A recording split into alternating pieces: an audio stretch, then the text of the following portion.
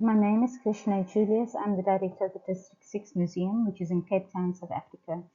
I would like to share some of the learnings from our museum, reflecting on how we started, how we developed our methodology of working in community, and some of the lessons we have learned over the past 30 years of our existence.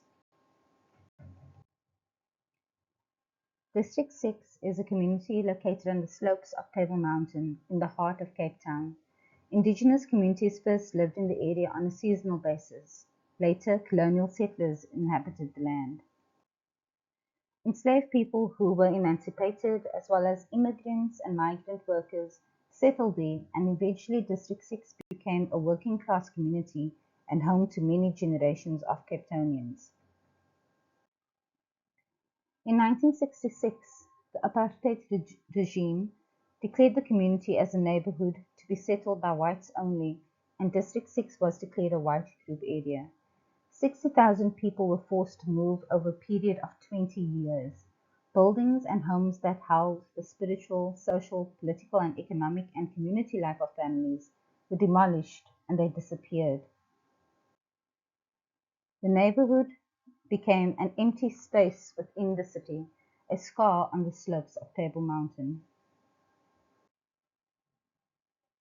When the idea of the museum first took root, the intention was to create a movement around District 6 to keep its memory alive.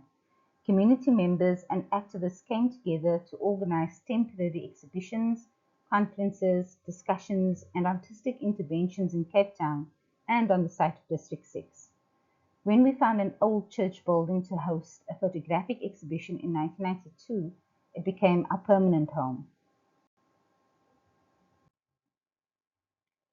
The museum identifies itself as a community museum, a space in which nostalgic, conflicting, difficult, and celebratory memories of District 6 thrives.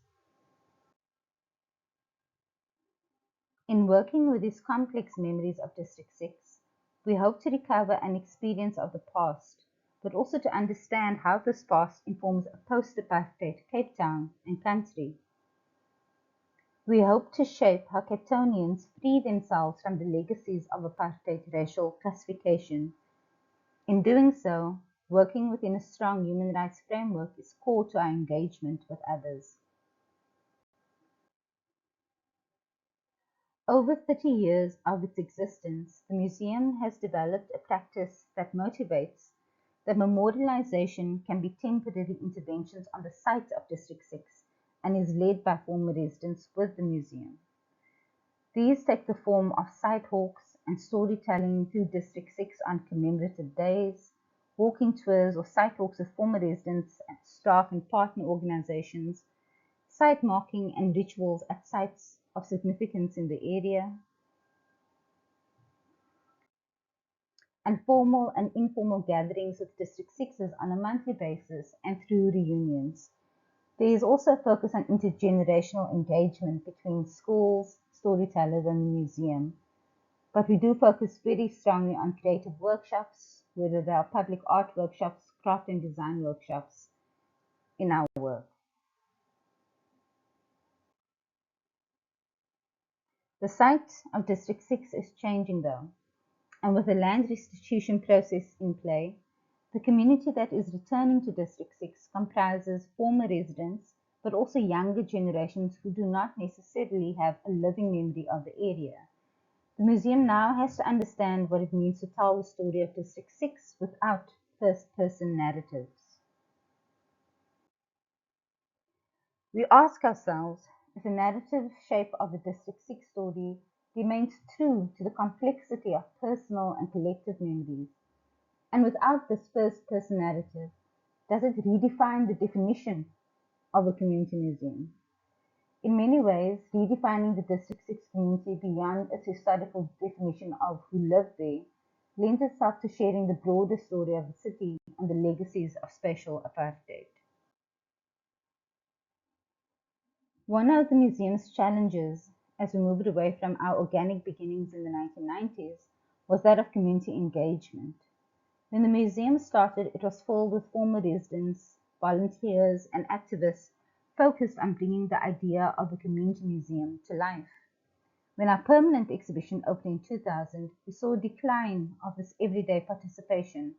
Some staff members had started out as volunteers, but others were now formally employed. The museum itself became a focus for tourism in the city, and the everyday faces we saw were those of international tourists. It became clear that it was necessary to build in structured ways of community engagement through a residents' membership club. We also centered the notion that any output from the museum needed to involve former residents in creative workshops in which they conceptualized their own curatorial frameworks and worked on their own artistic expression. We focused on an education program that was not determined by the needs of a school or state curriculum, but which was focused on a human rights framework, seeking to instill anti-racism, the importance of critical awareness of the past, and the importance of identifying current-day injustices within the city. In working with community, we have also had to make space for the diverse ways in which people act as custodians of the memory of District 6. At times, we must confront prejudice within the community or attempt to reduce the story of District 6 to a singular or nostalgic narrative. People express their displeasure with us, and at times they may refuse to work with us. When the museum opened its doors, it was one of the only spaces in the city which represented the story of District 6. And 30 years later, it is now one of many interest groups that sees itself as a custodian of this memory. Learning to work with many stakeholders remains an ongoing lesson and impetus. The museum does not always frame its practice with the intention of contributing to community healing. Healing from the trauma of the past is ongoing, but also lives alongside the daily challenges people face around their safety, the cost of transport and food, and the need to feel safe in their present-day communities and homes. The museum's methodology, which is connected to the retrieval of the past, must meet people where they are in the present day. Two of the principles that assist us in continuing our work in this context are self-reflexivity. So self-reflexivity is really around the kinds of research we do, our museum practice and our methodology. This self-reflexivity is one in which we question our practice and approaches with each project and each engagement. We do become comfortable within our frameworks, but our intention is always to question if we hold true to our founding purpose and true to what community voices share with us. Self-reflexivity is strengthened by staff who are trained across a range of learning environments, who have varied interests outside of museum work, but who are guided by understanding the museum's focus on multivocality. This approach to multivocality also means inviting and holding space for difficult dialogues with the public, with District Sixes, and between the staff complement. These dialogues may be about the past, but also lend themselves to differing opinions around present-day issues within our society and the need for critical citizenship in all its expressions. We place a very strong emphasis on collaborative, artistic, and creative interventions where participants curate their own creative outputs in partnership with the museum. Here, the space for self and collective expression coexists with the museum's own voice, which is not neutral, but which always tries to be in conversation with others. These lessons are ongoing. They are not without challenges and fault lines. Working with other partners in community also oftentimes reveals differing aims.